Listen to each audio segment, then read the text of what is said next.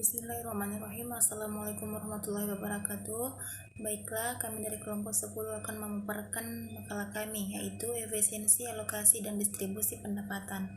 Adapun teman kelompok saya yaitu Rahmatullah Nasruddin dan Muhammad Rafli Sabrang, dan saya sendiri Indi Julia Hajar akan memaparkan materi pertama, pengertian efisiensi alokasi. Istilah efficient allocation of goods lebih dikenal dalam sistem ekonomi konvensional. Artinya bahwa barang dapat dikatakan efisien jika terdapat individu yang utilitinya dapat meningkat tanpa harus mengurangi utiliti orang lain. Dapat dianggap efisien kalau keadaan yang lainnya terdapat peluang untuk meningkatkan bergunanya seseorang tanpa harus mengurangi orang yang lainnya. Tidak adanya kejelasan dalam sistem ekonomi konvensional mengenai keadilan dalam alokasi, jika adil diartikan sebagai sama rasa sama rata. Akan tetapi, beda halnya dalam konsep ekonomi Islam. Adil yang dimaksud tidaklah sama rata dan sama rasa.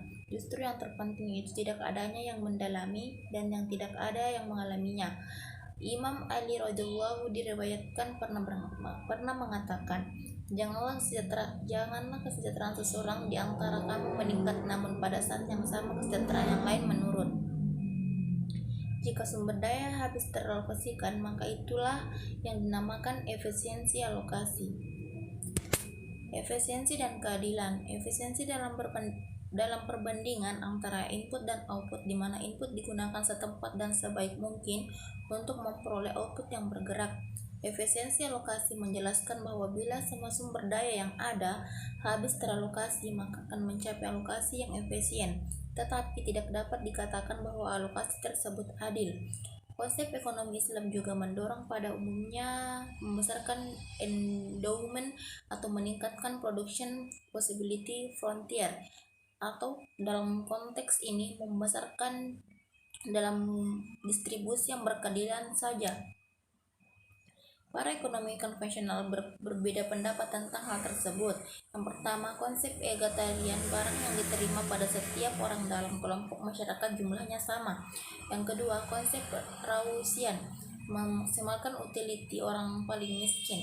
Ketiga, konsep utilitarian, memaksimalkan total utility dari setiap orang dalam kelompok masyarakat. Yang keempat, konsep market oriented, hasil pertukaran melalui mekanisme pasar dan yang adalah yang paling adil. Mungkin cukup sekian dari saya, akan dilanjutkan oleh rekan saya. Baiklah, saya Muhammad Rafli Sabrang akan membacakan materi tentang konsep moral Islam dalam sistem distribusi pendapatan. Distribusi merupakan suatu usaha penyaluran barang dan jasa dari konsumen kepada produsen sehingga penggunaannya sesuai dengan yang dibutuhkan. Dengan kata lain, distribusi merupakan kegiatan ekonomi yang menjembatani antara produsen dengan konsumen. Berkat distribusi barang dan jasa dapat sampai ke tangan konsumen. Dengan demikian, kegunaan dari barang dan jasa akan lebih meningkat setelah dapat dikonsumsi. Distribusi dalam Islam pada hakikatnya mempertemukan kepentingan konsumen dan produsen dengan tujuan kemaslahatan umat.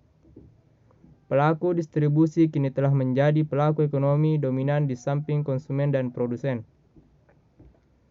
Dr. Yusuf Kardawi menjelaskan distribusi dalam ekonomi kapitalis terfokus pada pasca produksi, yaitu pada konsekuensi proses produksi bagi setiap proyek dalam bentuk uang ataupun nilai. Lalu hasil tersebut didistribusikan pada komponen-komponen produksi yang berandil dalam memproduksinya. Ada 4 bagian yang berkaitan dengan distribusi hasil produksi, yaitu 1. Upah atau gaji untuk para pekerja. 2. Keuntungan sebagai imbalan modal yang dipinjam oleh pengelola proyek. Yang ketiga, sewa tanah yang digunakan untuk melaksanakan proyek itu. Dan 4. Laba bagi para manajer yang mengelola dan mengurusi pelaksanaan proyek dan sebagai penanggung jawabnya. Demikian materi yang sempat saya bacakan. Selanjutnya akan dibacakan oleh pemateri yang ketiga. Baik, perkenalkan nama saya Rahmatullah Sulmin selaku pemateri ketiga. Materi selanjutnya yaitu distribusi pendapatan dalam Islam. Distribusi pendapatan merupakan bagian yang penting dalam membentuk kesejahteraan. Dampak dari distribusi pendapatan bukan saja pada aspek ekonomi, tetapi juga aspek sosial dan politik. Dampak yang ditimbulkan dari distribusi pendapatan yang didasarkan atas konsep Islam adalah sebagai berikut. Yang pertama, dalam konsep Islam, perilaku distribusi pendapatan masyarakat merupakan bagian dan bentuk proses kesadaran masyarakat dalam mendekatkan diri kepada Allah. Yang kedua, seorang muslim akan menghindari praktek distribusi yang menggunakan barang-barang yang merusak masyarakat.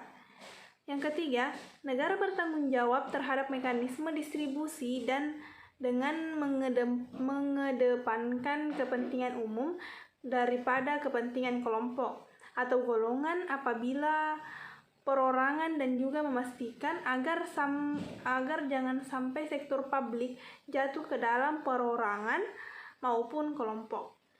Selanjutnya yang terakhir, yang keempat, negara memiliki tanggung jawab untuk menyediakan fasilitas publik yang berhubungan dengan masalah optimalisasi distribusi pendapatan seperti sekolah, rumah sakit, lapangan kerja, perumahan, jalan, jembatan, dan sebagainya.